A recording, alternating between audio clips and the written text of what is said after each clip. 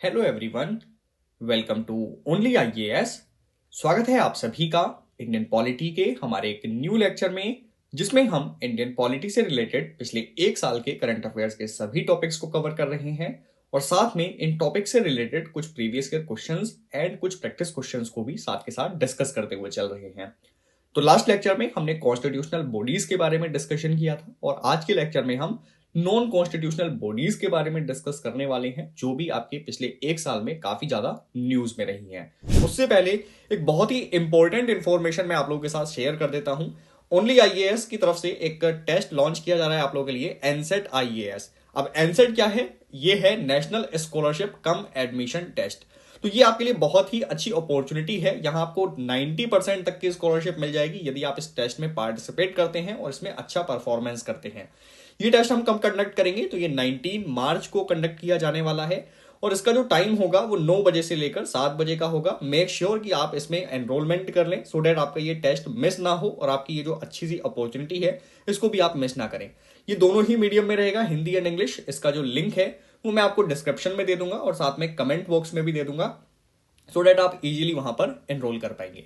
तो चलिए लेक्चर को शुरू करते हैं अपने पहले टॉपिक के साथ, that is unique identification authority of India यानी यूआईडीएआई। आप सभी इस अथॉरिटी के बारे में जानते ही होंगे क्योंकि आपके पास आधार कार्ड होगा और उस आधार कार्ड को ऑथेंटिकेट करने की आवश्यकता आपको कहीं ना कहीं जरूर पड़ी होगी। अब ये न्यूज में इसलिए है क्योंकि recently controller and auditor general ने यूआईडीएआई की फंक्शनिंग पर एक रिपोर्ट पार्लियामेंट में प्रस्तुत की थी, जिसमें ये बोला गया है कि इनके द्वारा जो भी डेटा जुटाया गया है ना वो वल्नरेबल कैटेगरी में है, मतलब वो हैक किया जा सकता है, उसका ब्रीच हो सकता है। ये सारी बातें यहां पर बताई गई हैं इस रिपोर्ट के अंतर्गत। अब यूआईडीएआई के बारे में बात करें तो ये एक स्टैट्यूटरी अथॉरिटी है, मतलब इसको कानून के द्वारा बनाया गया है, ये संविधान में वर्णित नहीं है। कौन से कानून के आधार पर ये बनी है? तो एक कानून 2016 में हमने पास किया था जिसका नाम है Aadhaar targeted delivery of financial and other subsidies benefit and services act 2016। तो इसके आधार पर हमने इसको फॉर्म किया है। नेक्स्ट, यदि हम बात करें ये जो अथॉरिटी है किस मिनिस्ट्री के अंतर्गत आती है, काफी इंपॉर्टेंट इंफॉर्मेशन है। ऐसी इंफॉर्मेशन आपको प्रीलिम्स पर्सपेक्टिव से ध्यान रखनी है। तो ये ministry of electronics and information technology के अंतर्गत कार्य करती है और आप सभी जानते हैं इस अथॉरिटी के द्वारा एक 12 डिजिट का आपको नंबर प्रोवाइड किया जाता है और ये नंबर सभी रेजिडेंट को प्रोवाइड किया जाता है। मतलब ऐसा नहीं है कि आप इंडिया के सिटीजन हैं तभी आपको आधार कार्ड मिलेगा। इसीलिए हम ये भी कह सकते हैं कि आधार कार्ड सिटीजनशिप का प्रमाण पत्र नहीं होता है। कोई व्यक्ति यदि आधार कार्ड रखता है तो ऐसा नहीं होगा कि वो भारत का सिटीजन ही है, ठीक है? तो ये रेजिडेंट के लिए है। नेक्स्ट, इसको हमने लॉन्च तो किया था 2010 में और आज की डेट में अगर आप देखेंगे तो आधार कार्ड के अंतर्गत जितना डेटा जुटाया गया है वो वर्ल्ड में सबसे बड़ा बायोमेट्रिक बेस्ड आइडेंटिफिकेशन सिस्टम इसको बना देता है, ठीक है? तो ये सारी इंफॉर्मेशन हो गई यूआईडीएआई के बारे में। Next is law commission of India. अब ये न्यूज में इसलिए है क्योंकि रिसेंटली एक रिटायर्ड हाई कोर्ट के चीफ जस्टिस को, जिनका नाम है ऋतुराज अवस्थी, इन्हें लॉ कमीशन के चेयरपर्सन के रूप में अपॉइंटमेंट दे दिया गया है। तो यहां लॉ कमीशन के बारे में कुछ बेसिक बातें आप जान लीजिए। पहली बात तो यह है कि ये एक एग्जीक्यूटिव बॉडी है। अब देखिए, अभी तक हमने जो डिस्कशन किया है उसमें कॉन्स्टिट्यूशनल बॉडीज के बारे में बात की जो हमारे संविधान में मेंशन्ड होती हैं। सेकंड, हमने बात की एग्जीक्यूटिव बॉडी के बारे में, स्टैट्यूटरी बॉडी के बारे में जो किसी पर्टिकुलर लॉ के द्वारा बनाई जाती हैं। लेकिन ये थर्ड कैटेगरी है एग्जीक्यूटिव बॉडी जो कि गवर्नमेंट ऑफ इंडिया के ऑर्डर के द्वारा स्थापित होती है। तो लॉ कमीशन एक एग्जीक्यूटिव बॉडी है। यहां पर आपको फंसाया जा सकता है स्टैट्यूटरी लिखकर या फिर कॉन्स्टिट्यूशनल लिखकर। यदि बैकग्राउंड की बात करें तो स्वतंत्र भारत में पहली बार लॉ कमीशन को 1955 में स्थापित किया गया था और इसका जो टर्म था वो 3 साल रखा गया था। इसके बाद अगर हम और इतिहास में जाने की कोशिश करें तो आप चार्टर एक्ट के बारे में जरूर पढ़े होंगे मॉडर्न इंडिया में। तो चार्टर एक्ट 1833 में पहली बार प्रोविजन किया गया था लॉ कमीशन को स्थापित करने के लिए और इसकी स्थापना की गई थी भारत में पहली बार 1834 में और इसके चेयरपर्सन बने थे लॉर्ड मैकाले। स्वतंत्र भारत की बात करें, ये मैं आपको बता चुका हूं, 1955 में इसकी स्थापना हुई थी और यहां पर जो चेयरपर्सन थे वो हमारे अटॉर्नी जनरल ऑफ इंडिया भी थे उस समय के, जिनका नाम था एमसी सीतलवाड़, ठीक है? तो ये आप ध्यान रखेंगे। नेक्स्ट, टेन्योर 3 साल हम पहले ही देख चुके हैं। कॉम्पोजिशन में एक इसके फुल टाइम चेयरपर्सन होते हैं, 4 इसमें अदर मेंबर्स होते हैं, जिसमें एक मेंबर सेक्रेटरी रैंक का भी होता है। नेक्स्ट, लॉ मिनिस्ट्री के अंतर्गत जो लॉ एंड लेजिस्लेटिव सेक्रेटरीज होते हैं वो इसके एक्स ऑफिशियो मेंबर होते हैं। एक्स ऑफिशियो मेंबर का मतलब है वो लॉ कमीशन में रहेंगे ही रहेंगे। तो जब भी इनका लॉ कमीशन का पूरा स्ट्रक्चर बनाया जाएगा तो उसमें ये मेंबर अनिवार्य रूप से शामिल होंगे। इनको स्पेशल रूप से अपॉइंटमेंट करने की आवश्यकता आपको नहीं पड़ेगी। उसके बाद इसमें कुछ पार्ट टाइम मेंबर्स भी होते हैं, लेकिन ये पार्ट टाइम मेंबर की संख्या 5 से ज्यादा नहीं हो सकती। अध्यक्ष की बात करें तो कोई भी रिटायर्ड सुप्रीम कोर्ट का जज या फिर chief justice of high court जो कि रिटायर्ड हो चुके हैं वो लॉ कमीशन को हेड करते हैं। उसके बाद रोल एंड फंक्शंस की बात करें तो जैसे कि इसका नाम ही सजेस्ट कर रहा है कि ये लॉ कमीशन है, तो भारत में जितने भी लॉज हैं उनके बारे में रिसर्च करना, जो एग्जिस्टिंग लॉ हैं उनको रिव्यू करना कि इसमें कुछ प्रॉब्लम तो नहीं है या फिर इसमें कुछ अमेंडमेंट तो नहीं करना है। अगर अमेंडमेंट करना है तो ये रिफॉर्म से संबंधित जानकारी भी हमारी गवर्नमेंट के साथ शेयर करती हैं। ठीक है, तो ये सारी चीजें होगी। अब ये जो काम करता है ये या तो सेंट्रल गवर्नमेंट की परमिशन से कर सकता है या फिर सो मोटो एक्शन ले सकता है। कोई भी कानून का अध्ययन ये अपने आप भी शुरू कर सकते हैं। तो दोनों तरीके की पावर इनको दी गई है। स्पेशली आप इस पॉइंट पर फोकस करिएगा कि इनके पास सो मोटो पावर होती है, मतलब ये किसी भी लॉ को अपने बेसिस पर ही रिव्यू कर सकते हैं और उसके बारे में रिसर्च कर सकते हैं। इसके बाद ये जो है हमारे जस्टिस डिलीवरी सिस्टम को भी बेटर बनाने की कोशिश करते हैं ताकि जो डिले हो रहा है हमारे जुडिशियल सिस्टम में वो ना हो, जो हमारे केसेस हैं वो जल्दी जल्दी डिस्पोज्ड ऑफ हो जाए, है ना। और जो हमारा लिटिगेशन का कॉस्ट है, कानूनी प्रक्रिया की वजह से हमारा जो कॉस्ट होता है वो काफी ज्यादा बढ़ जाता है, उन सबको कम करना भी लॉ कमीशन का ऑब्जेक्टिव है। तो ये आपका यहाँ पर टॉपिक फिनिश हो जाता है। Next topic is national commission for protection of child right, NCPCR। ये काफी इंपॉर्टेंट है, न्यूज में काफी ज्यादा रहा है, तो आप इसको एक बार अच्छे से देख लीजिएगा। NCPCR ने अभी वेस्ट बंगाल के चीफ सेक्रेटरी से ऐसा बोला है कि वो जितने भी चिल्ड्रन केयर इंस्टीट्यूशंस हैं उनको जुवेनाइल जस्टिस एक्ट के अंतर्गत रजिस्टर करें। तो ये बात यहां पर की गई है, इसीलिए ये कमीशन न्यूज में आ गया है। अब यदि इस कमीशन के बैकग्राउंड की बात करें तो 2007 में इसको स्थापित किया गया था और ये एक प्रकार की स्टैट्यूटरी बॉडी है, मतलब किसी कानून के आधार पर ये बॉडी बनाई गई है और कानून का नाम है commissions for the protection of child rights, CPCR act 2005। तो एक्ट 2005 में पारित हुआ था, लेकिन इसकी स्थापना 2007 में की जा रही है। उसके बाद ये किस मिनिस्ट्री के अंतर्गत काम करता है, तो ministry of women and child development इसकी नोडल मिनिस्ट्री है, उसके अंतर्गत ये काम करता है। और चाइल्ड की परिभाषा क्या है इस कमीशन के अंतर्गत या फिर कहें इस एक्ट के अंतर्गत, तो कोई भी ऐसा पर्सन जो 0 से लेकर 18 साल की एज के बीच में आता है उसको हम कह सकते हैं कि ये एक बच्चा है, ये एक चाइल्ड है। मैंडेट की बात करें क्या क्या काम करते हैं, तो कोई भी लॉ हो गया, पॉलिसी हो गई, प्रोग्राम हो गया या फिर कोई एडमिनिस्ट्रेटिव मैकेनिज्म हो गया जिसमें चाइल्ड राइट्स का पर्सपेक्टिव है, तो यहां पर इस कमीशन को ये देखना होता है कि आप चाइल्ड राइट्स को ध्यान में रखकर इन लॉस को बना रहे हैं कि नहीं बना रहे। आप जो पॉलिसीज बना रहे हैं उसमें चाइल्ड राइट्स को ध्यान में रखा गया है कि नहीं रखा गया है। ठीक है, अब इन चाइल्ड राइट्स की बात करें तो ये कहां कहां पर आपको देखने को मिलते हैं, तो ये हमारे कॉन्स्टिट्यूशन में भी देखने को मिल जाते हैं और साथ में United nation convention on the rights of child, इसमें भी आपको ये राइट्स देखने को मिल जाते हैं। अब इसके बारे में थोड़ी सी एडिशनल इंफॉर्मेशन भी मैं आपको दे देता हूं। ये जो कन्वेंशन है यूनाइटेड नेशन का, इसका भारत भी एक सिग्नेटरी मेंबर है। ठीक है, तो इंडिया जो है इसका सिग्नेटरी है, तो ये बात भी आप ध्यान रखेंगे। नेक्स्ट, कॉम्पोजिशन की बात करें तो इसमें एक चेयरपर्सन होते हैं और 6 अदर मेंबर होते हैं, जिसमें से कम 2 मेंबर विमेन होनी चाहिए। तो इस तरीके के जो स्टेटमेंट होते हैं ना कि कम से कम 2 विमेन होनी चाहिए, ऐसे स्टेटमेंट पर आपको स्पेशल फोकस करना होता है। अपॉइंटमेंट कौन करेगा, तो सेंट्रल गवर्नमेंट के द्वारा इनको अपॉइंट किया जाएगा। टर्म क्या रहेगा, 3 इयर्स रहेगा। एज लिमिट की बात करें तो चेयरपर्सन के लिए यहां जो एज लिमिट है वो 65 ईयर्स है और जो बाकी मेंबर्स हैं उनके लिए एज 60 इयर्स यहां रखी गई है। आरटीई एक्ट के अंतर्गत भी इन्हें बहुत सारी पावर्स दी जाती हैं। ये बहुत इंपॉर्टेंट पॉइंट है, आपको इस पर स्पेशल फोकस करना चाहिए। राइट टू एजुकेशन एक्ट भी इनको पावर देता है। तो कोई भी ऐसा मैटर जहां पर चाइल्ड राइट्स का वायलेशन हो रहा हो, उन सभी मैटर्स में इंक्वायरी करना, या फिर कोई चाइल्ड को लेकर कंप्लेंट आई हो इनके पास तो उसके बारे में इंक्वायरी करना, ये सारी इनकी ड्यूटीज होती हैं। उसके बाद ये समन जारी कर सकते हैं किसी भी इंडिविजुअल को अपने सामने प्रस्तुत होने के लिए, कह सकते हैं कोई एविडेंस मंगा सकते हैं। ये मजिस्ट्रियल लेवल की इंक्वायरी भी कर सकते हैं। मजिस्ट्रियल इंक्वायरी का मतलब होता है कि मजिस्ट्रेट लेवल की इंक्वायरी ये की जाती है। उसके बाद यहाँ पर हाई कोर्ट और सुप्रीम कोर्ट के द्वारा high court and supreme court में पिटीशन भी दायर कर सकते हैं ये, अगर किसी चाइल्ड राइट का मामला है तो। उसके बाद ये किसी ऑफेंडर को एग्जीक्यूट करने के लिए, सॉरी एग्जीक्यूट नहीं, प्रोसिक्यूट करने के लिए ये गवर्नमेंट को अप्रोच भी कर सकते हैं, गवर्नमेंट को सलाह दे सकते हैं।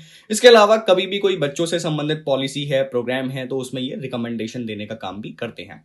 तो आप सिंपल चीजें याद रख लीजिए कि अगर चाइल्ड राइट्स के प्रोटेक्शन के लिए कोई कमीशन बन रहा है तो उसके ऑब्जेक्टिव्स क्या रहेंगे। तो कोई भी चाइल्ड से संबंधित अगर उनका डिप्रीवेशन हो गया, उनके राइट्स का वायलेशन हो गया, उन सबको सुनना, उसके बारे में जांच करना। फिर honourable high court and supreme court में ये पिटीशन भी दायर कर सकते हैं, गवर्नमेंट को सलाह दे सकते हैं किसी भी पॉलिसी के मैटर में। तो ये सब कॉमन चीजें होती हैं, इसमें रटने की आवश्यकता आपको ज्यादा नहीं होती है। नेक्स्ट, इसमें एक चाइल्ड वेलफेयर कमेटी है जो आपको ध्यान में रखनी है। इसका फॉर्मेशन किया जाता है जुवेनाइल जस्टिस एक्ट के अंतर्गत, और इसमें जो मेंबर्स हैं वो स्टेट गवर्नमेंट के द्वारा अपॉइंट किए जाते हैं, और ये हर डिस्ट्रिक्ट के लिए बनाया जाता है। ठीक है, तो स्टेट में सभी डिस्ट्रिक्ट के लिए चाइल्ड वेलफेयर कमेटी बनाई जाती है, और इनका ऑब्जेक्टिव होता है कि चाइल्ड से संबंधित जो भी मैटर्स हैं आपके डिस्ट्रिक्ट लेवल में, उन सबको आप देखें, उन सबका आप जो है डिस्पोज करें।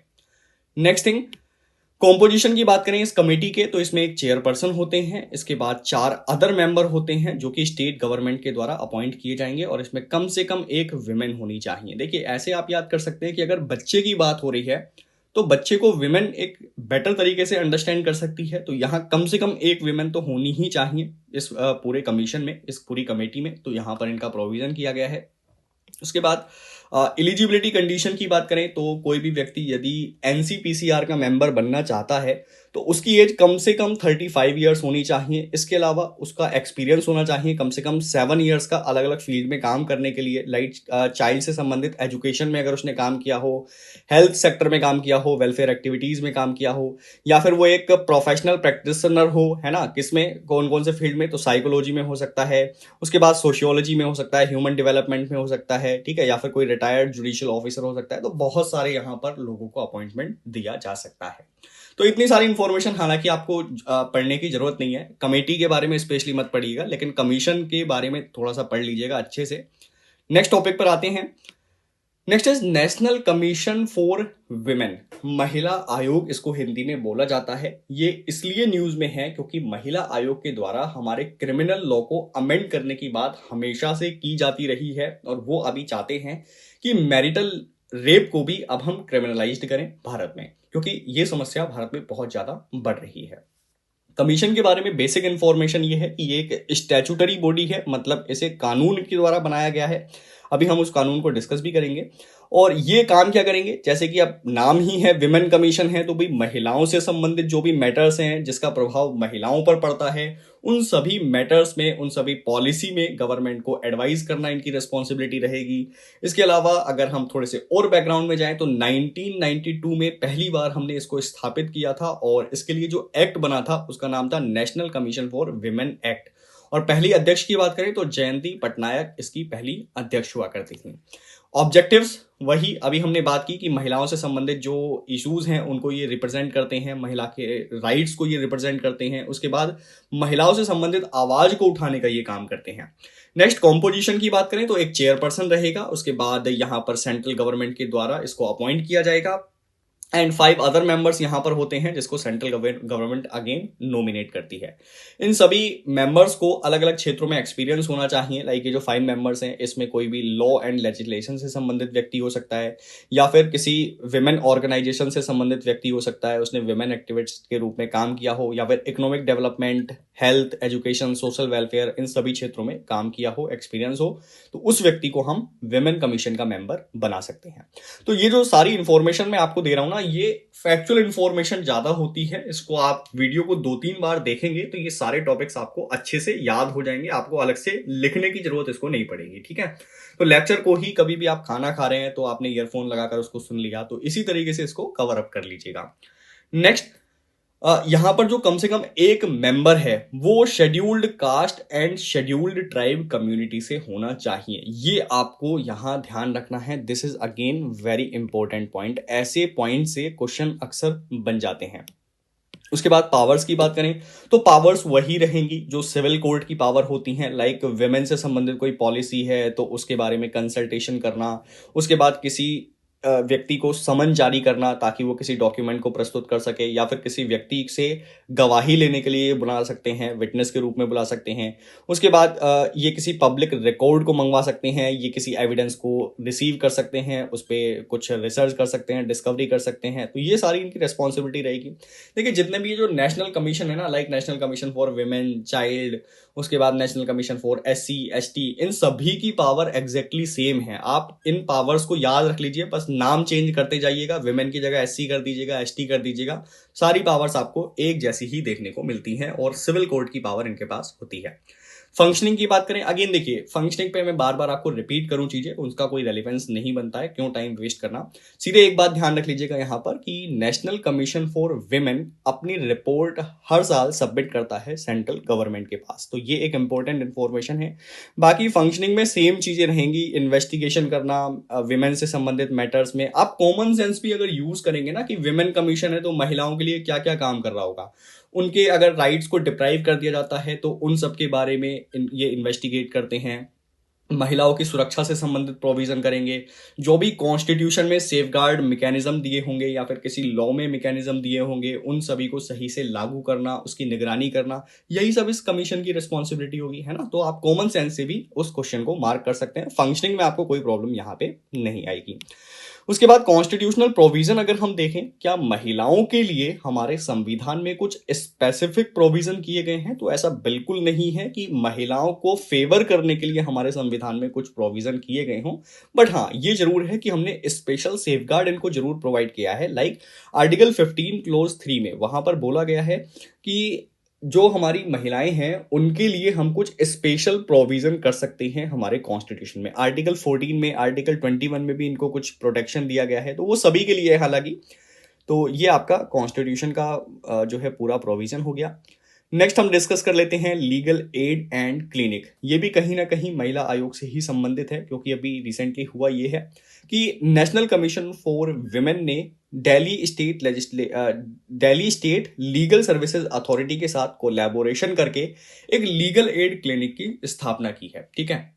तो ये लीगल एड क्लिनिक क्या करेगा, देखिए जैसे नाम इसका सजेस्ट कर रहा है लीगल एड, मतलब ये कानूनी सहायता देने के लिए एक सेंटर होगा। ओके, तो पर्पस क्या रहेगा, कोई भी महिलाओं से संबंधित शिकायत है उसको सुनना, उसको रिजॉल्व करना, महिलाओं को फ्री कानूनी सहायता प्रोवाइड करना। उसके बाद ऑपरेशन की बात करें तो ये क्लिनिक्स आपको कहां कहां देखने को मिलेंगे, तो national commission for women office के बाहर पूरे दिल्ली में आपको ये अलग अलग स्थानों पर देखने को मिल जाएंगे और आप यहां पर अपनी सर्विस प्राप्त कर सकते हैं। सर्विसेज की बात करें तो यदि कोई महिला परेशानी में है तो उस मामले में उनको सलाह देना। उसके बाद जो नेशनल लीगल सर्विसेज अथॉरिटी की बहुत सारी स्कीम्स हैं, जो उनकी इंफॉर्मेशन है उसको महिलाओं के साथ शेयर करना। उसके बाद जो लीगल एड है वो प्रोवाइड करना। इनके बाद मैट्रिमोनल केसेस जो होते हैं, शादी से संबंधित जो विवाद होते हैं, उन सबको सुनना इनकी ड्यूटी होती है, ठीक है। तो ये हो गया legal aid clinic. Next is national commission for सफाई कर्मचारी। अब ये अगेन देखिए नेशनल कमीशन है सफाई कर्मचारी के लिए, तो आपका राइट्स जो होंगे इसके वो सेम होंगे। सफाई कर्मचारी से संबंधित सेफगार्ड को देखना, उनकी शिकायतों को सुनना, तो जो रोल एंड रिस्पॉन्सिबिलिटी है वो सेम होती है। बस हमें थोड़ा सा यहाँ स्ट्रक्चर समझना होता है और थोड़ा बैकग्राउंड समझना होता है कि कौन से एक्ट के आधार पर ये बना हुआ है। तो अभी ये न्यूज में इसलिए आ गया क्योंकि यूनियन कैबिनेट ने रिसेंटली नेशनल कमीशन फॉर सफाई कर्मचारी के लिए 3 साल का टेन्योर फिर से बढ़ा दिया है, ठीक है। और ये टेन्योर 31/3/2022 के आगे से लागू होगा। बैकग्राउंड की बात करें तो इस कमीशन को 1993 में बनाया गया था और इसके लिए कानून पारित किया गया था, NCSK एक्ट 1993। तो हम ये कह सकते हैं कि नेशनल कमीशन फॉर सफाई कर्मचारी किस प्रकार की बॉडी है, तो ये एक प्रकार की स्टैट्यूटरी बॉडी है जिसका टेन्योर 3 साल का होता है। अब 1993 में इसको 3 साल के लिए स्थापित तो किया गया था, लेकिन तब से इसको हमेशा 3-3 साल तक आगे बढ़ाया जाता रहा और अब भी इसको दोबारा से 3 साल के लिए आगे बढ़ा दिया गया है। एनसीएस के एक्ट को 2004 के बाद से इफेक्टिव नहीं किया गया था, मतलब ये जो इसका प्रभाव है वो समाप्त कर दिया गया था, लेकिन फिर भी इसको गवर्नमेंट के ऑर्डर के माध्यम से 3-3 साल तक बढ़ाया जाता रहा। ठीक है, तो ये जो एनसीएस के कमीशन है, इस कमीशन की अवधि को 3-3 साल में नॉन स्टैट्यूटरी बॉडी के रूप में आगे बढ़ाया जाता रहा। अब सफाई कर्मचारी की डेफिनेशन आप और देख लीजिए कि आखिर सफाई कर्मचारी होते क्या हैं। देखिए, सफाई कर्मचारी कोई भी ऐसा व्यक्ति है जो कि सैनिटेशन वर्क से जुड़ा हुआ होगा एंड उसके जो डिपेंडेंट्स हैं उसको भी हम सफाई कर्मचारी की परिभाषा के अंतर्गत लेकर आएंगे। ठीक है, तो सैनिटेशन मतलब स्वच्छता, साफ सफाई के काम से जो भी व्यक्ति जुड़ा है वो सफाई कर्मचारी कहलाएगा। देन इस कमीशन को हमने सेटअप क्यों किया था, तो बिल्कुल सेम फंक्शन रहेंगे। जो भी वेलफेयर प्रोग्राम्स हैं सफाई कर्मचारी के बारे में, उनको इवेलुएट करना, उसकी स्टडी करना, उसके बाद सफाई कर्मचारी से संबंधित शिकायतों को सुनना, ये सब इनकी रिस्पॉन्सिबिलिटी रहेगी। उसके बाद एक और चीज आपको ध्यान में रखनी है, prohibition of employment as manual scavengers and the rehabilitation act 2003 के अंतर्गत इनको कुछ पावर प्रोवाइड की गई हैं कि ये जो सफाई कर्मचारीज हैं इनके लिए जो एक्ट बनाया गया है, ये वाला एक्ट, इसको मॉनिटर करना, इसके इम्प्लीमेंटेशन को बेटर बनाना, इसके इम्प्लीमेंटेशन को बेटर करने के लिए कुछ एडवाइस देना, या फिर अगर इस मैटर से संबंधित कोई शिकायत आ रही है, इस कानून को सही तरीके से कहीं पर लागू नहीं किया जा रहा है, तो उन सभी शिकायतों को सुनना इनकी रिस्पॉन्सिबिलिटी रहेगी। ठीक है, ये आपका डन हो जाता है नेशनल कमीशन फॉर सफाई कर्मचारी। Next is competition amendment bill 2022। Again काफी इंपॉर्टेंट है। कॉम्पिटिशन जो कमीशन है हमारा, उसने काफी ज्यादा पिटीशन भी सुप्रीम कोर्ट में दिए थे, गूगल पर भी उन्होंने पिटीशन अभी फाइल किया था, तो संभवतः क्वेश्चन यहां से बन सकता है, इसको थोड़ा सा अच्छे से देख लीजिएगा। सो रिसेंटली हुआ क्या है, कॉम्पिटिशन बिल जो हमारा ऑफिशियल कॉम्पिटिशन एक्ट है 2002 का, उसमें अमेंडमेंट की मांग करता है और इसके द्वारा कॉम्पिटिशन कमीशन ऑफ इंडिया की अकाउंटेबिलिटी को बढ़ाने पर फोकस किया गया है, फ्लेक्सिबिलिटी को बढ़ाने पर फोकस किया गया है और इनकी इफिशियंसी को बढ़ाने पर फोकस किया गया है, ताकि ओवरऑल जो फंक्शनिंग है कॉम्पिटिशन कमीशन ऑफ इंडिया की, उसको बढ़ाया जा सके। अब यदि की प्रोविजन की बात करें तो सबसे पहली बात जो इस बिल में की गई है वो है कॉम्बिनेशन। सर, कॉम्बिनेशन का मतलब क्या होता है? कॉम्बिनेशन का मतलब होता है, जैसे आप देखेंगे हमारे देश में बहुत सारी कंपनीज कार्यरत हैं, इनमें से कई कंपनी ऐसी होती हैं जो कि किसी छोटी कंपनी को एक्वायर कर लेती हैं। ठीक है, तो एक्विजिशन अगर हो रहा है या फिर किसी कंपनी का मर्जर हो रहा है, दो कंपनी आपस में मिल रही हैं या फिर दो कंपनीज का एमेलगेमेशन हो रहा है, तो ये सारी ही जो चीजें हैं कॉम्बिनेशन के अंतर्गत आती हैं। तो आई होप कि आप मतलब समझ गए कॉम्बिनेशन का मतलब क्या है। अगर किसी कंपनी के का एक्विजिशन हो रहा है, मर्जर हो रहा है या एमेलगेमेशन हो रहा है, तो इसको हम कॉम्बिनेशन कहेंगे। और जब भी इस प्रकार का कॉम्बिनेशन होता है तो इस कॉम्बिनेशन के इफेक्टिव होने के लिए कॉम्पिटिशन कमीशन ऑफ इंडिया की परमिशन अनिवार्य होती है। ठीक है, तो आप जब भी ऐसा कोई कॉम्बिनेशन करते हैं तो आपको कॉम्पिटिशन कमीशन ऑफ इंडिया को इसके बारे में इन्फॉर्म करना होता है। और कॉम्पिटिशन कमीशन ऑफ इंडिया इस पूरे मैटर को टर्नओवर के आधार पर देखता है। ठीक है, टर्नओवर के आधार पर देखने का मतलब यह है कि कॉम्पिटिशन कमीशन ऑफ इंडिया यहां पर इंश्योर करेगा कि जब भी कोई कॉम्बिनेशन हो तो वो किसी भी प्रकार से मार्केट को अफेक्ट ना करे, कॉम्पिटिशन को अफेक्ट ना करे, और जो हमारे लोग हैं जो कि मार्केट से जुड़े हुए हैं उनके हितों को किसी तरीके से प्रभावित ना करे। तो इन्होंने क्या किया, इन्होंने इस चीज को एक न्यू प्रोविजन से ऐड कर दिया। मतलब ये टर्नओवर और एसेट के बेसिस पर कॉम्बिनेशन को पहले देखा जाता था, और मैं आपको एक्चुअल में बता भी देता हूं कि यहां पर कॉम्बिनेशन की वैलिडिटी कौन सी होगी। लाइक अगर कोई दो कंपनी मिल रही हैं, किसी का एक्विजिशन, मर्जर या एमेलगेमेशन हो रहा है और उनका जो एसेट है वो 1000 करोड़ रुपए या उससे ज्यादा है, तो ऐसी कंडीशन में आपको इसके लिए कॉम्पिटिशन कमीशन ऑफ इंडिया से परमिशन लेनी होगी। दूसरा, यदि आप कॉम्बिनेशन कर रहे हैं और आपका टर्नओवर 3000 करोड़ रुपए से ज्यादा है, तो ऐसी कंडीशन में भी आपको कॉम्पिटिशन कमीशन ऑफ इंडिया से परमिशन लेनी होगी। बट यदि आपका एसेट या टर्नओवर 1,000 करोड़ और 3,000 करोड़ से कम है तो ऐसी कंडीशन में आपको कंपटीशन कमीशन ऑफ इंडिया से किसी भी तरीके की परमिशन लेने की आवश्यकता नहीं होती है कोई भी कॉम्बिनेशन करने के लिए। आई होप कि आप चीजों को समझ पा रहे हैं।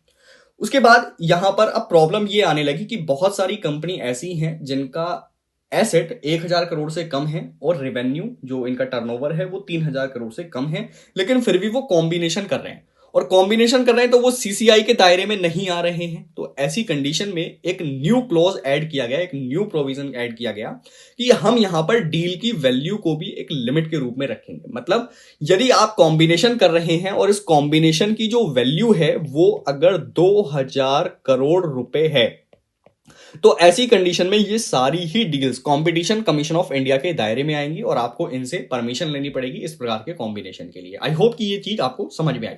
अगर कोई प्रॉब्लम हो रही है अंडरस्टैंड करने में, थोड़ा सा वीडियो को पीछे करिए, आप दोबारा से समझिए, सारी चीजें आपको क्लियर हो जाएंगी। Next thing, time limit for approval of combination. तो ये जो कॉम्बिनेशन होते हैं इसके लिए आप कंपटीशन कमीशन ऑफ इंडिया के पास एप्लीकेशन फाइल करते हैं। अब एप्लीकेशन को अप्रूव किस तरीके से किया जाता है, या तो कोई ऑर्डर दिया जाएगा कंपटीशन कमीशन ऑफ इंडिया के द्वारा कि हाँ आपका जो कॉम्बिनेशन है उसको हमने अप्रूव कर दिया है, या फिर आपकी एप्लीकेशन पेंडिंग है कंपटीशन कमीशन ऑफ इंडिया के पास और 210 दिन में भी उन्होंने कोई डिसीजन नहीं लिया है आपके एप्लीकेशन पर, तो ये माना जाएगा कि 210 दिन के बाद आपका जो प्रपोजल है वो स्वीकार हो चुका है। ठीक है, अब बिल में इसी चीज को हमने रिड्यूस करने का प्रयास किया है और यहां पर टाइम लिमिट कर दी है 150 डेज। तो मतलब किसी भी व्यक्ति ने अगर कॉम्बिनेशन के लिए एप्लीकेशन फाइल किया हुआ है कंपटीशन कमीशन ऑफ इंडिया के पास और 150 दिन में कंपटीशन कमीशन ऑफ इंडिया उस पिटीशन पर, उस एप्लीकेशन पर कोई भी डिसीजन नहीं लेता है,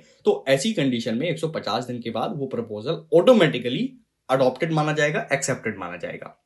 उसके बाद एक प्रोविजन है यहां पर गन जंपिंग का। सर गन जंपिंग क्या होती है? देखिए अभी हमने देखा कि किसी भी प्रकार के कॉम्बिनेशन के लिए आपको कंपटीशन कमीशन ऑफ इंडिया की परमिशन जरूरी होती है, लेकिन कभी कभी ऐसा भी हो सकता है कि जो कॉम्बिनेशन में पार्टीज इन्वॉल्व हैं वो अप्रूवल मिलने से पहले ही किसी ट्रांजैक्शन को क्लोज कर दें।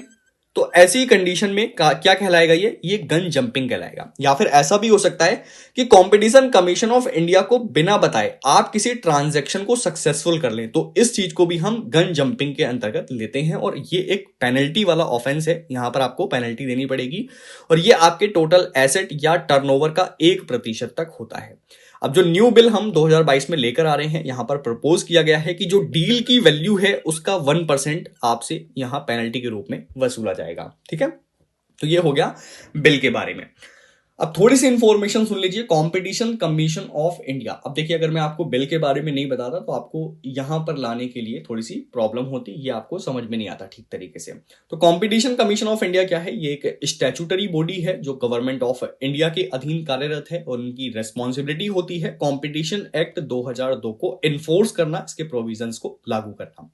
उसके बाद इनकी रेस्पॉन्सिबिलिटी है कि यदि कोई भी ऐसा गतिविधि चल रहा है मार्केट में, कोई भी ऐसी गतिविधि चल रही है मार्केट में जो कि आपके कंपटीशन को अफेक्ट करती है, तो उसे प्रिवेंट करिए, ये इनकी रेस्पॉन्सिबिलिटी है। नेक्स्ट, आपको यहां पर सस्टेनेबल कंपटीशन को प्रमोट करना होता है। उसके बाद इंटरेस्ट ऑफ कंज्यूमर्स को ध्यान में रखना होता है और आपको इंश्योर करना होता है कि मार्केट में जो ट्रेड का फ्रीडम है वो बना रहे। तो ये इनकी रेस्पॉन्सिबिलिटीज हो गई।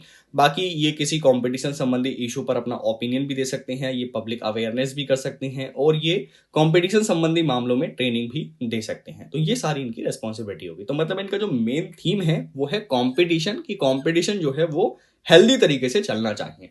अब इसमें सारे प्रोविजंस को रटने की आवश्यकता नहीं है, कॉमन सेंस से सोचिएगा कि कंपटीशन बेटर अगर करना है तो उसमें क्या क्या चीजें शामिल हो सकती हैं, आपको ये सारे ही प्रोविजन अपने आप याद हो जाएंगे। Next is central bureau of investigation. भाई बहुत ही ज्यादा न्यूज में रहने वाली एजेंसी है। पिछले कुछ सालों में आप सीबीआई और ईडी का नाम बहुत ज्यादा ही सुन रहे होंगे।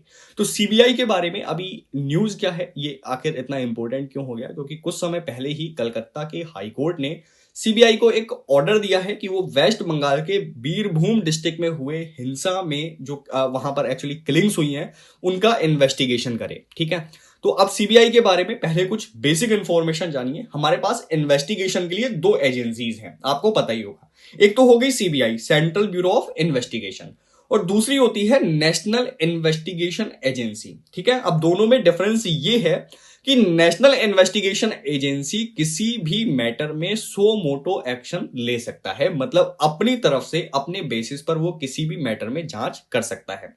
बट सीबीआई की बात करें, सीबीआई के पास सो मोटो पावर नहीं होती है। अच्छे से इस पॉइंट को ध्यान रखिएगा, ये आपसे यूपीएससी में पूछा जा सकता है। तो सीबीआई के पास किसी भी मैटर को जांच करने के लिए सो मोटो पावर नहीं होती है। उसके बाद जब भी ये किसी करप्शन केस की जांच कर रहे होते हैं जिसमें सेंट्रल गवर्नमेंट का स्टाफ इन्वॉल्व हो, तो ऐसी कंडीशन में इन्हें स्टेट गवर्नमेंट से यहां पर जनरल कंसेंट लेनी होती है। ठीक है, अब मान लीजिए जैसे कोई भी व्यक्ति है, सेंट्रल गवर्नमेंट के अधीन आता है, बट एक्चुअल में वो काम तो किसी स्टेट के अंतर्गत ही कर रहा होगा ना। तो ऐसे मैटर्स में जब आपको जांच करनी होती है तो स्टेट गवर्नमेंट की परमिशन आपको जरूरी होती है। अब कंसेंट दो तरीके की होती है, एक तो होती है जनरल कंसेंट और दूसरी होती है स्पेसिफिक कंसेंट, जो केस ऑन केस बेसिस पर दी जाती है। अब इसको डिटेल में हम लोग डिस्कस करेंगे, अभी परेशान मत होइएगा इन दोनों टर्म के बारे में। ठीक है, नेक्स्ट देखिए, यदि अदर कोई केस है जिसमें सेंट्रल गवर्नमेंट के मेंबर्स या एम्प्लॉयज इन्वॉल्व नहीं हैं और स्टेट गवर्नमेंट के मेंबर्स इन्वॉल्व हैं, तो ऐसी कंडीशन में जब भी यहां पर कोई इंसिडेंट होगा तो ऐसे में सीबीआई को इन्वेस्टिगेशन करने के लिए राज्य से परमिशन लेनी पड़ेगी। ओके, उसके बाद यहां पर केवल स्टेट के परमिशन से ही सीबीआई इंक्वायरी करना शुरू नहीं करेगी, यहां पर सेंटर भी इस इंक्वायरी से एग्री करना चाहिए, क्योंकि एक्चुअल में जो सीबीआई है वो आपके सेंटर की एजेंसी है। ठीक है, नेक्स्ट थिंग, स्टेट यहां पर कोई भी रिक्वेस्ट अगर देता है तो सॉरी, पॉइंट ये है कि अगर मान लीजिए स्टेट ऐसी परमिशन नहीं देता है तो क्या सीबीआई की पावर खत्म हो जाएंगी? ऐसा नहीं है। सीबीआई क्या कर सकता है, ऑनरेबल सुप्रीम कोर्ट या हाई कोर्ट में अप्रोच कर सकता है और हाई कोर्ट या सुप्रीम कोर्ट के ऑर्डर के माध्यम से भी वो किसी पर्टिकुलर स्टेट में जांच की कार्यवाही जारी रख सकते हैं। ठीक है, तो ये थर्ड ऑप्शन हो गया। उसके बाद क्या सीबीआई किसी केस में इन्वेस्टिगेशन को डिक्लाइन भी कर सकती है, मना भी कर सकती है? तो बिल्कुल कर सकती है सर। एक्चुअल में हमने अभी प्रोसेस देखा, सबसे पहले होता क्या है कि स्टेट गवर्नमेंट को यदि किसी मैटर में जांच करानी होती है तो वो सीबीआई से रिक्वेस्ट करते हैं। सीबीआई से रिक्वेस्ट करने के बाद सेंट्रल गवर्नमेंट सीबीआई से पूछती है क्या केस में कोई जान है, केस में कुछ आपको दिखाई दे रहा है कि आप कुछ कर सकते हैं इसमें। यदि एजेंसी बोलती है कि केस में कोई टाइम वेस्ट करने वाली चीजें हैं, इसमें कुछ खास चीज है नहीं, एनर्जी वेस्ट होगी, पैसा वेस्ट होगा, टाइम वेस्ट होगा, तो ऐसे में यहां पर सीबीआई इस मैटर को ड्रॉप कर सकती है सेंट्रल गवर्नमेंट के साथ कंसल्ट करके। ओके, और ऐसा कई बार मैटर हुआ भी है जहां पर सीबीआई ने बहुत सारे केसेस को ड्रॉप भी किया है।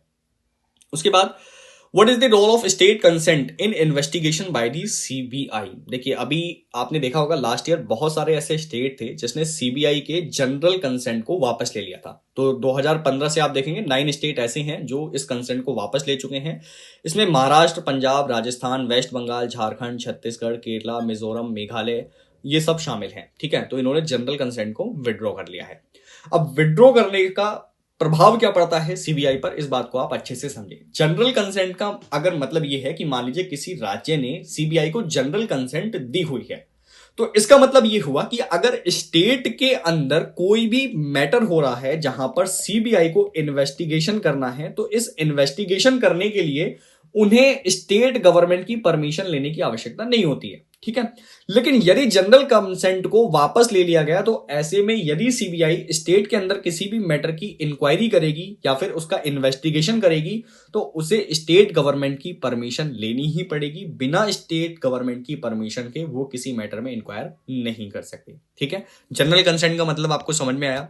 उसके बाद सीबीआई ने 2021 में एक सबमिशन फाइल किया था ऑनरेबल सुप्रीम कोर्ट में और वहां पर उन्होंने बोला था कि जनरल कंसेंट को वापस लेने की वजह से सीबीआई ने कम से कम 150 रिक्वेस्ट की हुई हैं स्टेट गवर्नमेंट के पास बहुत सारे मैटर्स में जांच करने के लिए, और इन रिक्वेस्ट में से अभी भी 78% रिक्वेस्ट पेंडिंग है और इस पर ऑनरेबल सुप्रीम कोर्ट ने एक चिंता भी जाहिर की है। तो जनरल कंसेंट का बहुत रेलिवेंस होता है, ये सीबीआई के सीमलेस इन्वेस्टिगेशन में काफी हेल्प करती है और जो मैटर्स हैं उनको सॉल्व करने में काफी हेल्प करती है। ओके, नेक्स्ट मैटर इसी से जुड़ा हुआ है, जनरल कंसेंट टू सीबीआई। अभी रिसेंटली महाराष्ट्र गवर्नमेंट ने दोबारा से सीबीआई के लिए जनरल कंसेंट को स्थापित कर दिया था और ये क्या होता है अभी हम इस पे डिस्कशन कर ही चुके हैं।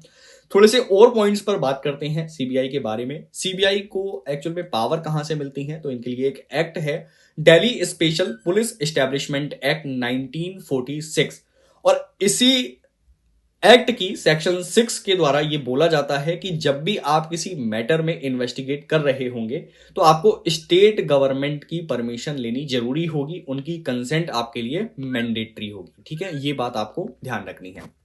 नेक्स्ट, एनआईए से डिफरेंस हम लोग पहले ही कर चुके हैं, और एक चीज और ध्यान रख लीजिएगा कि एनआईए के लिए एक स्पेशल एक्ट डेडिकेटेड है, एनआईए एक्ट 2008। ओके, कंसेंट में हमने जनरल कंसेंट की बात ऑलरेडी कर ली है, टाइम वेस्ट नहीं करूंगा आपका, सीधे हम लोग आते हैं स्पेसिफिक कंसेंट पर। स्पेसिफिक कंसेंट क्या होती है? जब भी जनरल कंसेंट को विड्रॉ कर लिया जाता है तो ऐसे में सीबीआई को किसी भी मैटर में जांच करने के लिए स्टेट गवर्नमेंट से केस वाइज कंसेंट लेनी होती है। ठीक है, तो अब मान लीजिए आपको कोई भी मैटर किसी पर्टिकुलर स्टेट में जाना जो है जांच करनी है उसकी, तो ऐसी कंडीशन में अगर उस राज्य ने आपको जनरल कंसेंट नहीं दी हुई है तो आप हर मैटर में उनसे परमिशन लेने चाहेंगे, इसी को कहते हैं स्पेसिफिक कंसेंट। ओके, तो अगर स्पेसिफिक कंसेंट नहीं दी जाती है किसी भी स्टेट गवर्नमेंट के द्वारा तो ऐसे में सीबीआई के पास कोई भी पावर नहीं है, सीबीआई वहां जाकर कोई इंक्वायरी नहीं कर सकती है, तो ये एक बड़ी प्रॉब्लम बन जाती है यहाँ पे।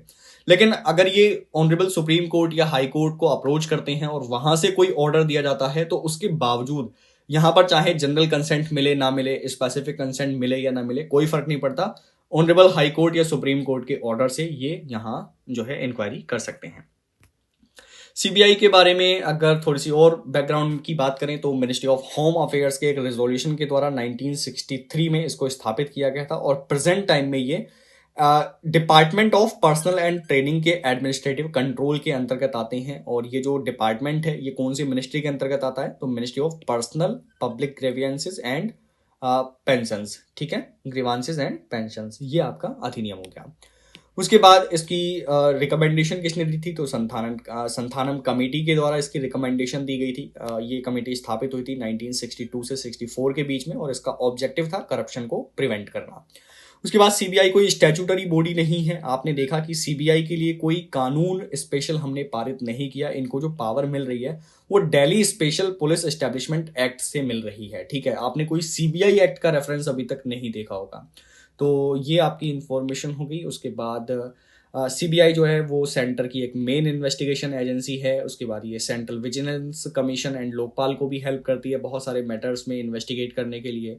इवन जो इंटरपोल से संबंधित मैटर होते हैं ना, तो वहां पर कोऑर्डिनेट करना, इन्वेस्टिगेशन करना, ये भी सीबीआई की रेस्पॉन्सिबिलिटी होती है। ठीक है, तो ये आपका पूरा मैटर हो गया सीबीआई का।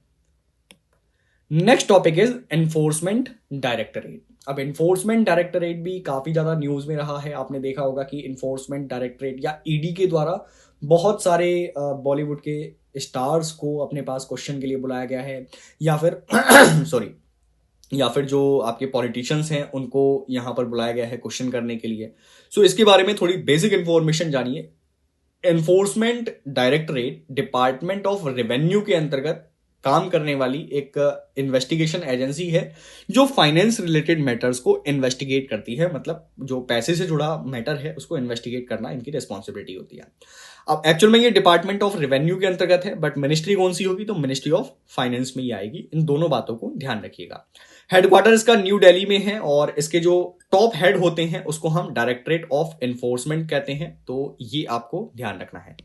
यदि हम बैकग्राउंड की बात करें थोड़े से ओरिजिन की, कैसे इसकी स्थापना हुई थी, तो 1956 में डिपार्टमेंट ऑफ इकोनॉमिक अफेयर्स के अंतर्गत हमने सबसे पहले इन्फोर्समेंट यूनिट बनाया था, ताकि वो जो फॉरेन एक्सचेंज रेगुलेशन एक्ट से संबंधित मैटर्स हैं उनको सही तरीके से इन्वेस्टिगेट कर सकें, उन मामलों का निपटारा कर सकें।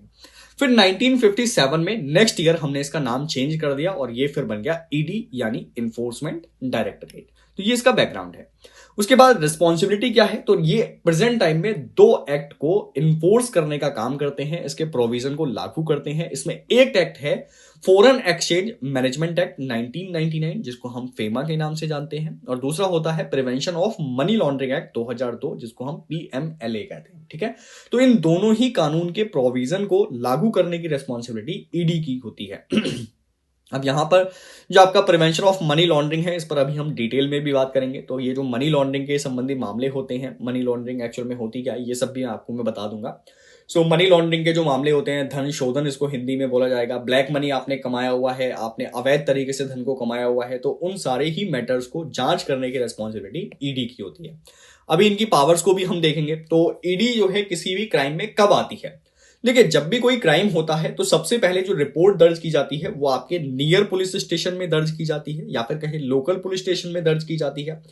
फिर लोकल पुलिस स्टेशन क्या करता है कि जांच करता है कि यदि मैटर 1 करोड़ से ज्यादा का है, मतलब किसी व्यक्ति ने 1 करोड़ रुपए या उससे ज्यादा की आय अवैध रूप से कमाई है, तो ऐसे में उस लोकल पुलिस स्टेशन के द्वारा इस पूरे मैटर को रेफर कर दिया जाता है इन्फोर्समेंट डायरेक्टरेट के पास। तो इस तरीके से इन्फोर्समेंट डायरेक्टरेट किसी भी मैटर में सामने आता है।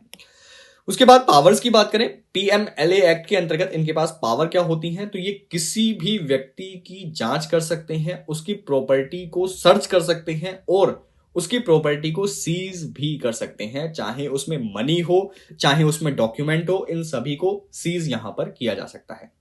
और प्रॉपर्टी में सर्च करने का मतलब, अगर आपने कुछ मूवीज वगैरह में देखा होगा तो एनफोर्समेंट डायरेक्टरेट के जो ऑफिसर्स हैं वो सर्च इस तरीके से करते हैं कि अगर दीवार में भी उनको कहीं पर दिखाई देगा ना, कुछ आवाज आ गई अगर कहीं से कि यहाँ पर कुछ खाली है, तो उसको तोड़ के भी वो पैसा निकाल लेते हैं। आपके घर में जो है वो गड्ढा खोद देंगे, गड्ढे से भी पैसा निकाल लेंगे, ठीक है। तो बहुत खतरनाक तरीके से ये रिसर्च करते हैं इन सभी मैटर्स में। उसके बाद अगर इनको कंफर्म हो जाता है कि मनी यहाँ पर छुपाई गई है, तो फिर तो सारी तोड़ा फोड़ी भी ये कर सकते हैं। उसके बाद अथॉरिटी ये डिसाइड करती है, मतलब ईडी ये डिसाइड करता है कि किसी व्यक्ति को अरेस्ट करना जरूरी है या केवल प्रॉपर्टी को सीज करके काम चल जाएगा। तो अगर अरेस्ट करने की जरूरत पड़ती है तो ये अरेस्ट कर भी सकते हैं। उसके बाद ईडी को ये आवश्यकता नहीं होती है कि सबसे पहले ईडी किसी व्यक्ति को समन जारी करे, उससे पूछताछ करे और पूछताछ के बाद उसकी प्रॉपर्टी को सर्च करे या सीजर करे। ऐसा बिल्कुल नहीं है। एनफोर्समेंट डायरेक्टरेट अगर चाहे तो किसी व्यक्ति को बिना किसी सवाल के सीधे वहां पर क्वेश्चन पूछ सकती है। ओके, तो ये आपको ध्यान रखना है। तो पावर्स इनकी बहुत ज्यादा है, आप यहां पर देख पाएंगे। उसके बाद अब ये मान लीजिए कि इन्फोर्समेंट डायरेक्टरेट ने डिसीजन लिया किसी व्यक्ति को अरेस्ट करने का, तो अरेस्ट के टाइम पर इनके लिए ये मैंडेट किया गया है कि आपको 60 दिनों के अंदर चार्जशीट फाइल करनी होगी। जैसे अब भी आप देखते होंगे कि नॉर्मल पुलिस भी अगर किसी व्यक्ति को अरेस्ट करती है तो वो चार्जशीट फाइल करती है, तो इनके लिए वो दिन 60 डेज के हैं। उसके बाद जो पीएमएलए के अंतर्गत मैक्सिमम सजा किसी व्यक्ति को दी जाती है वो 7 ईयर्स की है। 7 ईयर्स से ज्यादा की सजा पीएमएलए के अंतर्गत नहीं दी जाती है। अगर किसी व्यक्ति को अरेस्ट नहीं किया जाता है, केवल प्रॉपर्टी को अटैच किया जाता है, हिंदी में बोले तो संपत्ति को कुर्क किया जाता है, तो ऐसी कंडीशन में भी आपको 60 दिन के अंतर्गत उपयुक्त अथॉरिटी को इस कंप्लेंट के बारे में बताना होता है और जो भी आपने अटैचमेंट किया है उसके बारे में आपको जानकारी देनी होती है। ईडी जो है, can ED investigate cases of money laundering retrospectively? क्या ईडी के द्वारा रेट्रोस्पेक्टिव तरीके से, मतलब समय से पीछे जाकर किसी मैटर को जांच किया जा सकता है? जैसे कि अगर हम बात करें ईडी की, तो इनके लिए जो एक्ट है पीएमएलए वाला जो इनको पावर दे रहा है, ये एक्ट 2005 में पारित किया गया था। अब मैटर ये आता है कि क्या ये 2005 से पहले के मैटर्स को पीएमएलए के अंतर्गत लाकर उसकी जांच शुरू कर सकते हैं? तो ऐसा बिल्कुल नहीं है।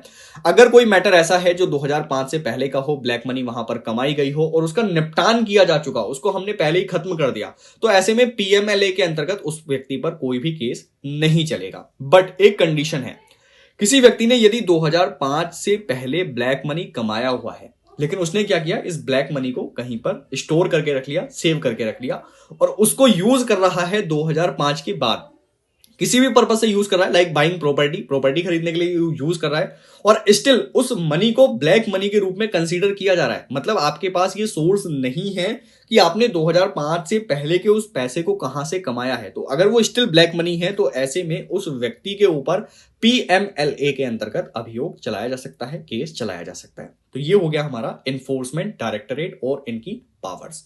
थोड़ा अच्छे से ध्यान दीजिएगा, सीबीआई और एनफोर्समेंट डायरेक्टरेट पर बहुत ज्यादा ये न्यूज में रहे हैं।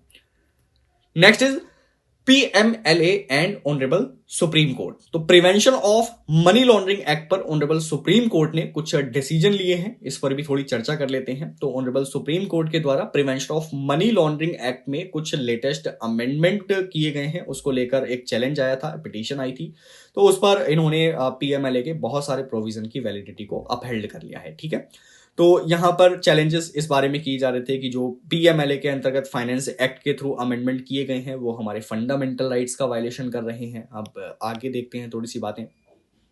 उसके बाद ये जो लेटेस्ट अमेंडमेंट है ये जो ईडी है उसको बहुत सारी पावर देने का काम करते हैं, लाइक ये प्रॉपर्टी का सीजर कर सकते हैं। उसके बाद यहाँ पर किसी व्यक्ति को अगर बेल लेनी है तो बेल प्राप्त करना भी बड़ा मुश्किल हो जाता है, वो किसी व्यक्ति को ऐसे ही अरेस्ट कर सकते हैं। ठीक है, तो ये बहुत सारी पावर्स दे रहा है। अब देखिए एक्चुअल में जो पिटीशन है उसमें क्या बोला गया था। पिटीशन में ये बोला गया था कि ईडी के पास आपने अनलिमिटेड पावर दे दी है लेटेस्ट अमेंडमेंट करके।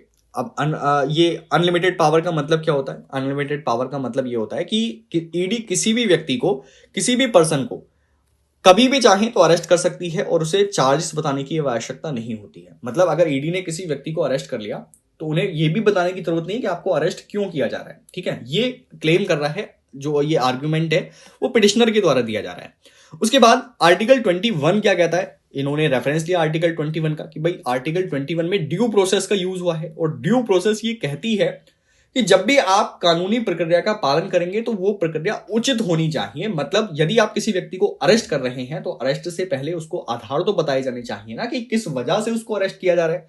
तो अगर ऐसा नहीं हो रहा है, ईडी के द्वारा ऐसा नहीं किया जा रहा है, तो ये हमारे आर्टिकल 20 का वायलेशन है, ये पिटिशनर बोल रहा है। लेकिन ऑनरेबल कोर्ट का क्या डिसीजन है ये देखें। कोर्ट ने इस पूरे नोशन को रिजेक्ट कर दिया कि ईडी के पास अनलिमिटेड पावर है किसी भी व्यक्ति को अरेस्ट करने की, सर्च करने की, प्रॉपर्टी को सीज करने की।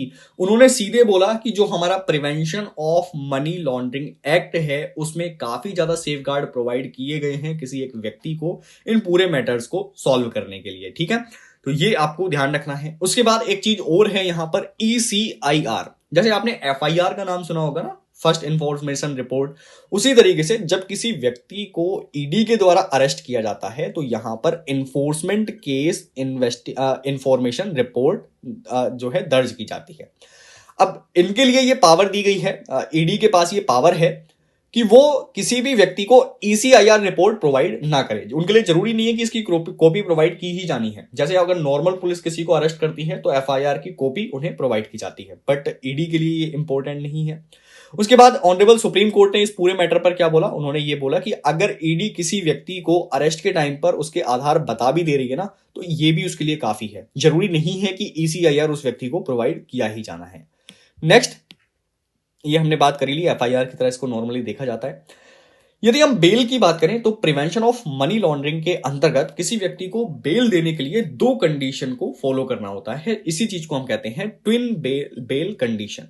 ठीक है, अब ट्विन बेल कंडीशन में क्या क्या चीजें आ जाती हैं? सबसे पहले जो हमारे मजिस्ट्रेट हैं जो इस पूरे मैटर को सुन रहे हैं वो पूरी तरीके से सेटिस्फाइड होने चाहिए कि व्यक्ति ने किसी भी तरीके का कोई क्राइम नहीं किया है, और दूसरी बात ये इंश्योर करनी होती है उन्हें कि वो भविष्य में भी किसी भी ऑफेंस को कमिट नहीं करेगा। ठीक है, तो ये हो गई ट्विन बेल कंडीशन। मतलब अभी तक उसने कोई क्राइम नहीं किया है फाइनेंस मैटर में, और ना ही वो आगे ऐसा कोई क्राइम करना चाहता है। तो ये 2 कंडीशन अगर सेटिस्फाइड है तभी उस व्यक्ति को बेल दी जा सकती है। तो ये सारा मैटर आपका ईडी का हो गया, PMLA का हो गया। एक दो चीजें और हैं यहाँ पर, एक ये भी इंफॉर्मेशन दी गई है। देखिए जो सेफगार्ड हैं PMLA एक्ट के अंतर्गत वो यहाँ प्रोवाइड किए जा रहे हैं।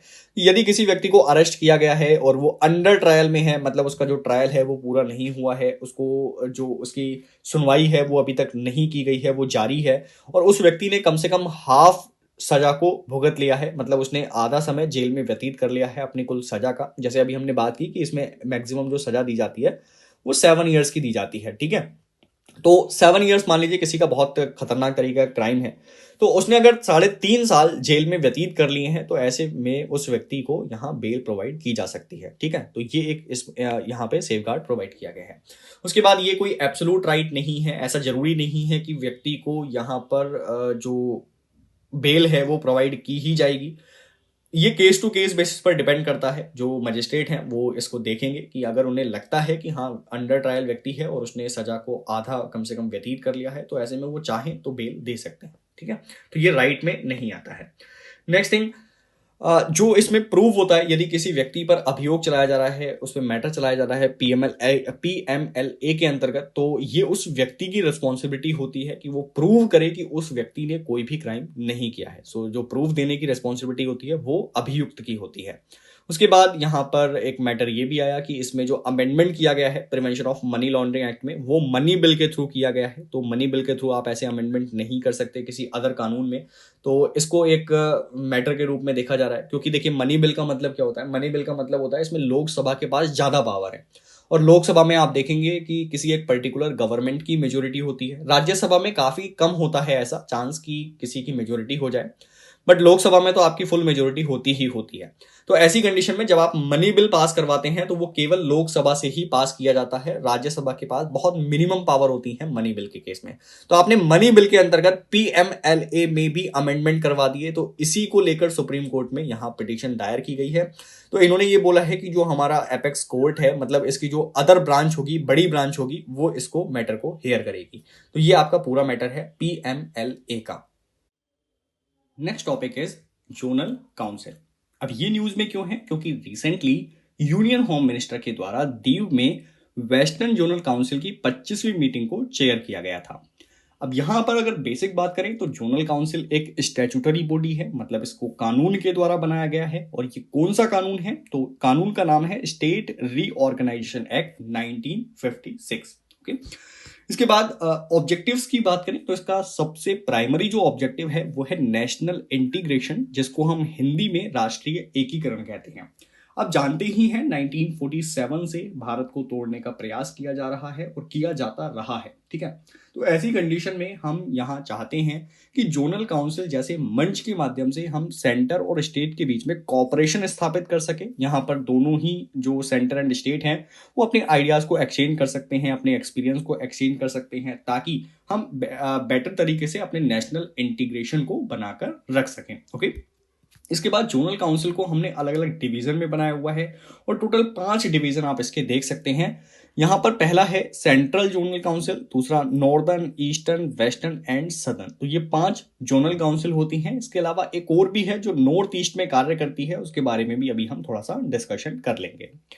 यदि हम स्ट्रक्चर की बात करें तो इसमें एक तो होते हैं चेयरमैन, और इसके चेयरमैन होते हैं यूनियन होम मिनिस्टर। अगेन काफी इंपॉर्टेंट पॉइंट है। नेक्स्ट, वाइस चेयरमैन के रूप में जो स्टेट्स हैं उनके चीफ मिनिस्टर यहां कार्य करेंगे रोटेशन के बेसिस पर, क्योंकि देखिए एक ही जोनल काउंसिल में कई सारे राज्य आते हैं। तो ऐसे में आप किसी एक पर्टिकुलर राज्य के चीफ मिनिस्टर को यहाँ वाइस चेयरमैन बनाते हैं और ये अगेन रोटेट होता रहता है और इनका जो टर्म होता है वो केवल 1 साल का होता है। मेंबर्स की बात करें, जो अदर मेंबर्स हैं इनके अलावा चेयरपर्सन, वाइस चेयरपर्सन के अलावा यहां चीफ मिनिस्टर और 2 अदर मिनिस्टर होते हैं जिसको गवर्नर के द्वारा अपॉइंट किया जाता है। ओके, यदि इस जोन में कोई यूनियन टेरिटरी आती है तो इस यूनियन टेरिटरी के एडमिनिस्ट्रेटर को, या फिर हम कह सकते हैं यहां के 2 मेंबर्स को भी जोनल काउंसिल में शामिल किया जाता है, not particularly administrator. Okay, advisers की बात करें तो यहां पर नीति आयोग के द्वारा एक पर्सन को एडवाइजर के रूप में अपॉइंट किया जाता है। इसके अलावा चीफ सेक्रेटरी भी यहां एडवाइजर के रूप में शामिल होते हैं। कोई अदर ऑफिसर है या फिर डेवलपमेंट कमिश्नर है जिसको स्टेट ने नॉमिनेट किया है तो वो भी यहां एडवाइजर के रूप में कार्य करता है।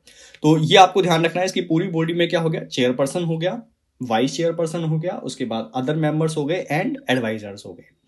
यदि हम फंक्शंस की बात करें तो कोई भी ऐसा मैटर जो कि सोशल एंड इकोनॉमिक प्लानिंग के मामले में कॉमन इंटरेस्ट का है, मतलब जहां पर यूनियन और स्टेट आपस में कोऑपरेट कर सकते हैं, उन सभी मैटर्स को जोनल काउंसिल के अंतर्गत डिस्कस किया जाता है। इसके अलावा जो भी बॉर्डर डिस्प्यूट रिलेटेड मैटर्स हैं, आप जानते हैं कि हमारे जो राज्य हैं उसमें भी बॉर्डर डिस्प्यूट बना हुआ है। कोई लिंग्विस्टिक माइनॉरिटी का मैटर आ गया, इंटर स्टेट ट्रांसपोर्ट का मैटर आ गया, या फिर स्टेट के रीऑर्गेनाइजेशन का मैटर आ गया, वो सभी जोनल काउंसिल के अंतर्गत डील किए जाते हैं। इसके बाद नॉर्थ ईस्ट काउंसिल के बारे में अभी मैं सेपरेट डिस्कशन भी करूंगा। बस एक बेसिक पॉइंट आप ये देख लीजिए कि नॉर्थ ईस्ट काउंसिल को एक अलग से एक्ट बनाकर हमने इसको फॉर्मेशन किया था। 1971 में इस एक्ट को पारित किया गया था जिसका नाम है north eastern council act. Okay, इसमें कौन कौन से मेंबर्स हैं? तो इसमें असम है, मणिपुर है, मिजोरम है, अरुणाचल प्रदेश है, नागालैंड है, मेघालय, त्रिपुरा एंड सिक्किम। तो ये जो 8 स्टेट हैं नॉर्थ ईस्ट के, ये इसमें शामिल हो जाते हैं। इनके नाम अच्छे से याद रख लीजिएगा। अभी थोड़ी देर बाद आपसे ही पूछूंगा कमेंट सेक्शन में लिखने के लिए कि 8 जो रीजन है नॉर्थ ईस्ट के वो कौन कौन से हैं, कौन कौन से स्टेट्स हैं। चलिए, अब ये जो जोनल काउंसिल अभी हम डिस्कस कर रहे हैं ना, इसका नेचर एडवाइजरी होता है। जो भी यहाँ पर डिस्कशन किए जाते हैं किसी डिस्प्यूट को लेकर, या फिर कोई बॉर्डर डिस्प्यूट हो गया, इंटरस्टेट ट्रांसपोर्ट का मैटर हो गया, इन सभी में जो डिसीजन लिए जाते हैं वो किसी पर बाइंडिंग नहीं होते हैं, ये एडवाइजरी नेचर के होते हैं। इसीलिए आप देखेंगे कि ये जोनल काउंसिल की एक बड़ी लिमिटेशन भी बन जाती है, और यहाँ पर इफेक्टिव फंक्शनिंग जो है वो सही वो नहीं हो पाती है। Okay, next is north eastern council.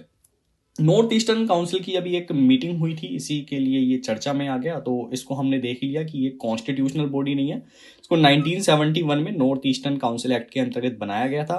Composition थोड़ा सा डिफरेंट है और इसीलिए ये काफी इंपॉर्टेंट भी हो जाता है। अदर जोनल काउंसिल की तुलना में आप इसके कॉम्पोजिशन को देखेंगे तो यहाँ पर एक गवर्नर शामिल होंगे, और इसके अलावा जो चीफ मिनिस्टर हैं सभी 8 नॉर्थ ईस्टर्न स्टेट्स के, वो भी इसमें मेंबर होते हैं। ओके, और 3 मेंबर्स को प्रेसिडेंट के द्वारा नॉमिनेट भी किया जाता है नॉर्थ ईस्टर्न काउंसिल के अंतर्गत। थोड़ा सा डिफरेंस है, तो आप इसको ध्यान रखेंगे। फंक्शंस की बात करें तो नॉर्थ ईस्टर्न रीजन में जो भी प्लानिंग की जाती है डेवलपमेंट के लिए, वो सभी इसके अंतर्गत आ जाती हैं। उस प्लानिंग के लिए ये एपेक्स बॉडी होती है। उसके बाद बहुत सारे प्रोजेक्ट जो स्टेट एंड सेंट्रल एजेंसीज के द्वारा चलाए जा रहे होते हैं, उसको इम्प्लीमेंट करना, उसको ध्यान रखना, ये सब बातें भी नॉर्थ ईस्टर्न काउंसिल के अंतर्गत आती हैं। एडमिनिस्ट्रेशन की बात करें तो होम मिनिस्टर इसके एक्स ऑफिशियो चेयरमैन होते हैं। तो जितनी भी जोनल काउंसिल अभी हमने देखी हैं इंक्लूडिंग नॉर्थ ईस्टर्न काउंसिल, इसके जो चेयरपर्सन होंगे वो होम मिनिस्टर ही होंगे। ओके, उसके अलावा वाइस चेयरमैन के रूप में यहां मिनिस्टर ऑफ डोनर भी होते हैं। Donor mean development of north eastern region, ये आपको ध्यान रखना है। तो ये आपका टॉपिक यहां फिनिश हो जाता है zonal council. Next is central vigilance commission. Again very important topic, news में इसलिए आ गया क्योंकि रिसेंटली प्रेसिडेंट द्रौपदी मुर्मू के द्वारा सुरेश एन पटेल को सेंट्रल विजिलेंस कमिश्नर के रूप में शपथ दिलाई गई है। ठीक है, तो यहां पर हमारे लिए इंपॉर्टेंट हो जाता है कि हम सीवीसी के बारे में थोड़ी सी इंफॉर्मेशन देख लें। तो यहां इसका जो सेटअप हुआ था इनिशियली, वो गवर्नमेंट ऑफ इंडिया के द्वारा एक ऑर्डर के माध्यम से हुआ था, एक रेजोल्यूशन के माध्यम से हुआ था, जिसे 1964 में लाया गया था।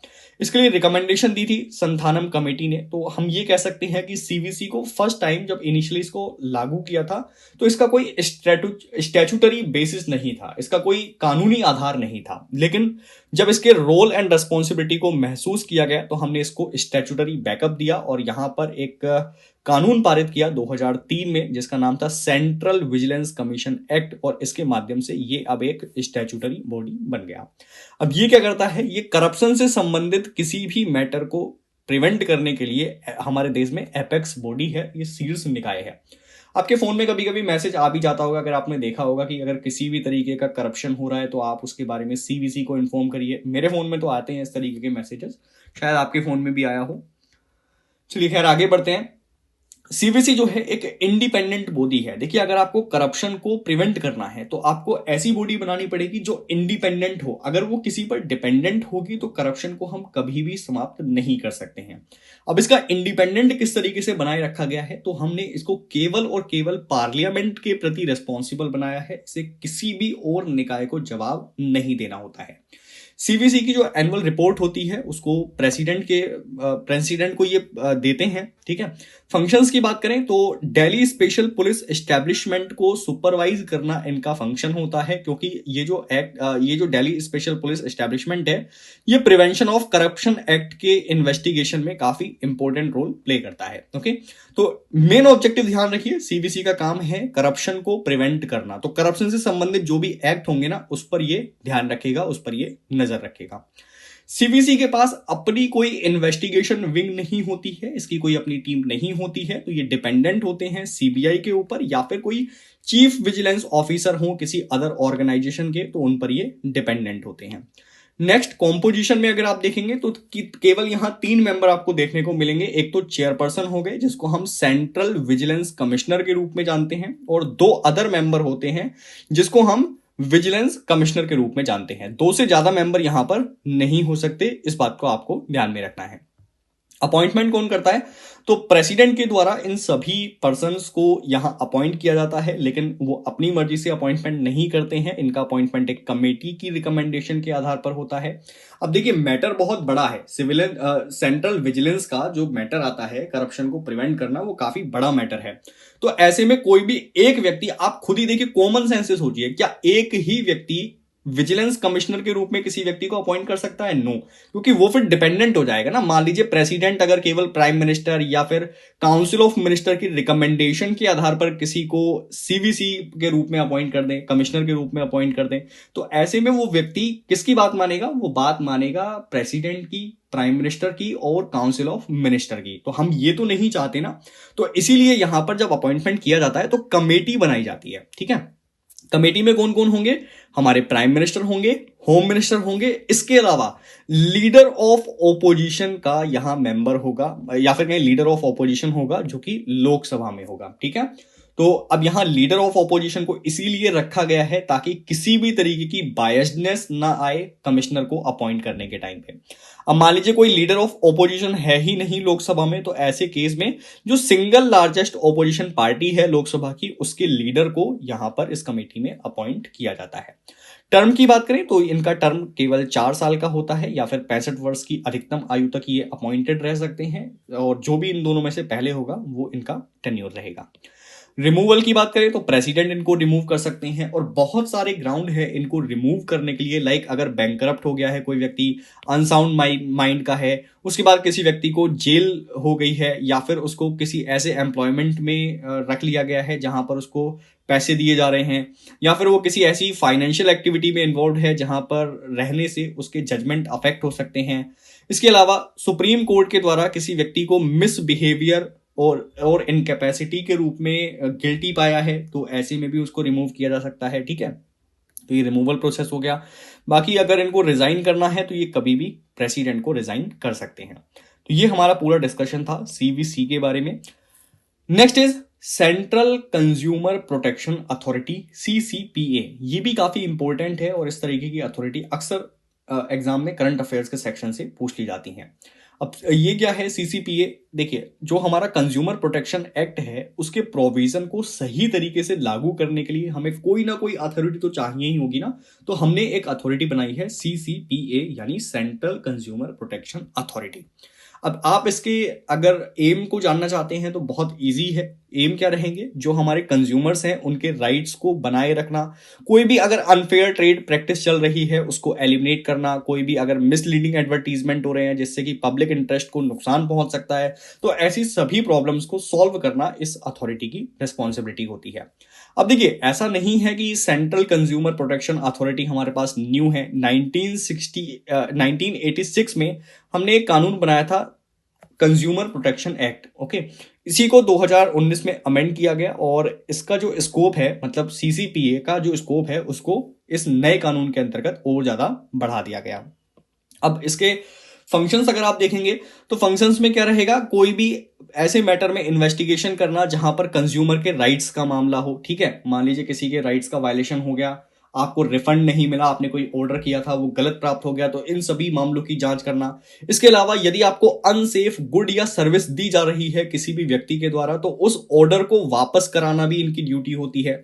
इसके अलावा अगर कोई व्यक्ति अनफेयर ट्रेड में लगा हुआ है, मतलब आपने मान लीजिए पेन ड्राइव मंगाई 32 जीबी की, आपको 2 जीबी की एक छोटी सी चिप दे दी, पेन ड्राइव भी नहीं दी, तो ऐसी जो गलत तरीके की प्रैक्टिसेस हैं या फिर मिसलीडिंग एडवर्टीजमेंट हैं, उन सभी मामलों में ये क्या कर सकते हैं, जो सेलर है उसके ऑर्डर को डिसकंटिन्यू कर सकते हैं कि कोई भी व्यक्ति वहां से ऑर्डर नहीं लेगा। उसके बाद ये चाहे तो पेनल्टीज भी लगा सकते हैं, ठीक है। तो ये सारी इनकी ड्यूटी होती है, इनके राइट्स होते हैं, इनकी पावर्स होती हैं। उसके बाद यदि आप अपील करना चाहते हैं, मान लीजिए किसी व्यक्ति के ऊपर गलत तरीके से किसी कंज्यूमर ने केस लगा दिया और सीसीपीए ने वहां कोई डिसीजन ले दिया, ठीक है। तो इस डिसीजन के अगेंस्ट यदि आपको अपील करनी है तो आप कहां अपील कर सकते हैं? आप अपील कर सकते हैं national consumer dispute redressal commission के अंतर्गत, और ये 30 दिन के अंतर्गत आपको जो अपील है वो करनी होती है।